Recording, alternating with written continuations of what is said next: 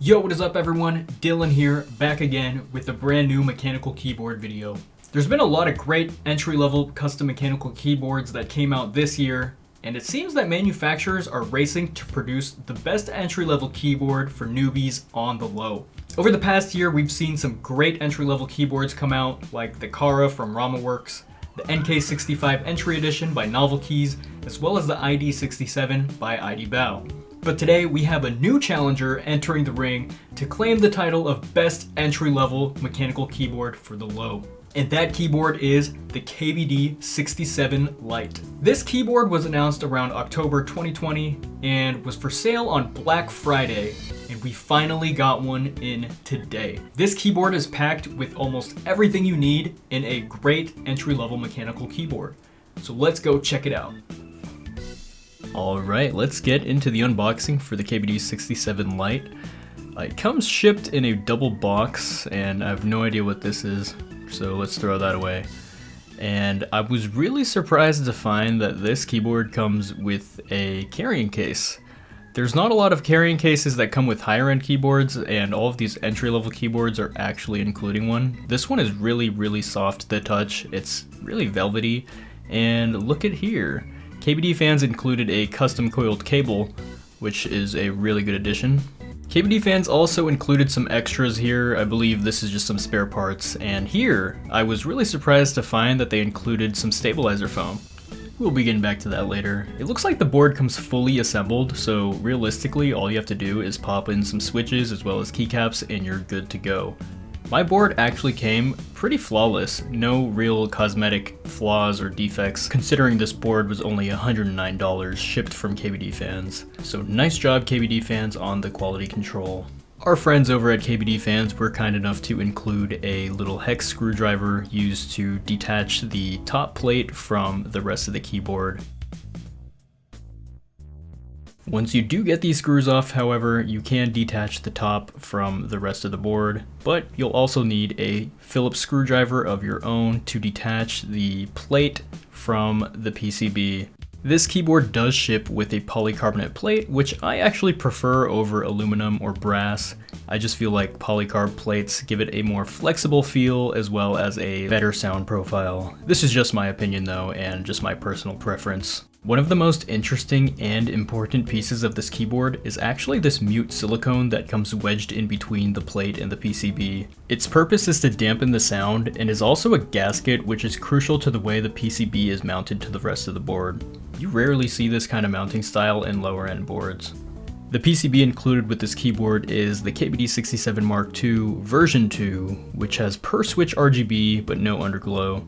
This is the same PCB that is used in the KBD67 Mark II, and I think if you really wanted to, you'd be able to use a KBD67 soldered version of the PCB that you can buy separately off the KBDFans website. This keyboard comes lined with some bottom case foam.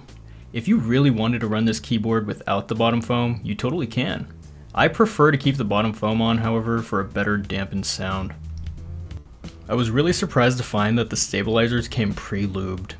I would definitely recommend upgrading the stabilizers to some DuRock V2 stabs that you can buy off Amazon for around 23 bucks, but for the purpose of this video, I'm going to pretend that I am a beginner keyboard builder on a budget. I'll only be using the parts that came with the keyboard kit, and since the keyboard came with the stabilizer foam, I'll go ahead and install it as well.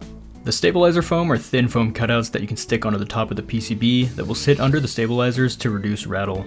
If you're familiar with Band-Aid modding, this product is made by KBDFans to save you some time and money with that mod. This is a super great beginner-friendly mod that will take your stabilizers to the next level, and I'm glad that KBDFans included it with the keyboard kit.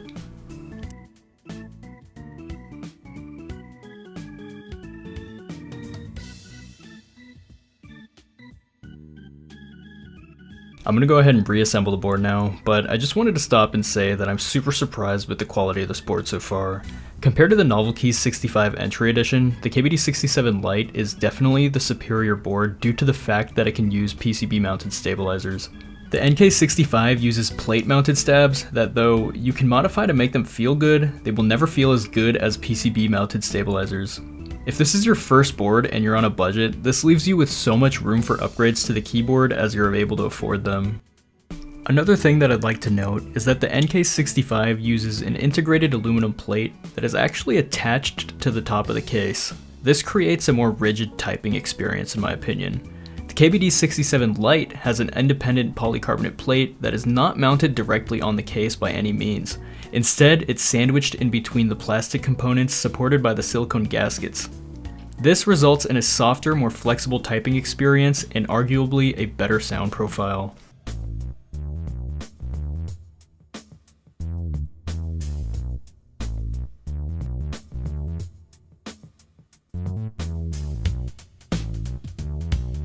I want to reiterate that since this is a budget entry-level custom mechanical keyboard, I chose switches that are friendly on the wallet as well.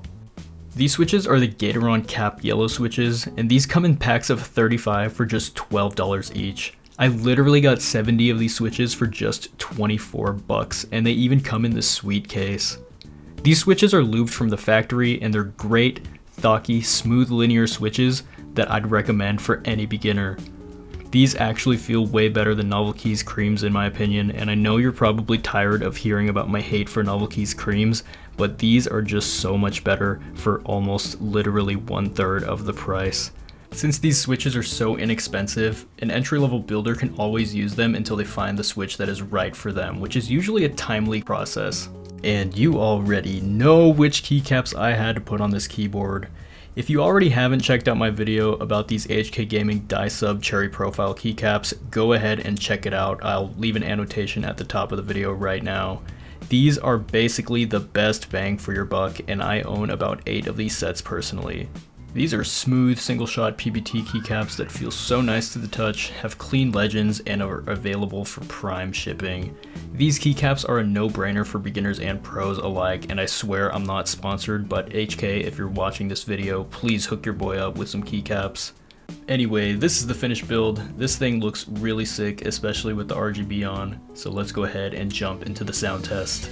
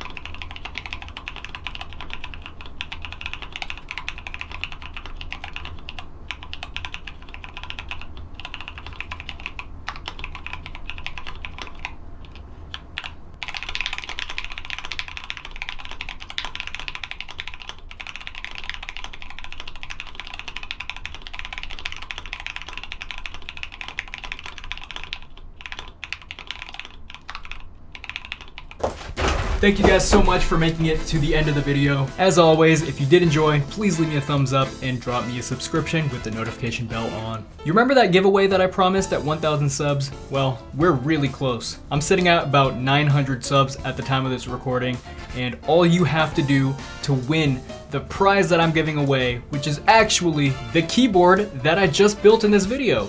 If you want a chance to win this KBD67 Lite, all you have to do is drop me a sub on this YouTube channel, as well as on my Twitch, Twitter, and Instagram. I do have a way of checking if you're subscribed, so don't try to take any shortcuts because you can be disqualified. Thank you guys so much for all the support lately. I love reading all of your comments and interacting with you all and answering any questions that you have about any review or any products that I feature in my videos. So thank you guys. 1,000 subs on this channel is just the first milestone of many that I want to achieve on this channel. More content is to come. I know I've been super busy with work lately, but I have a lot of videos lined up for you guys. So thank you guys for sticking around, and more videos are to come.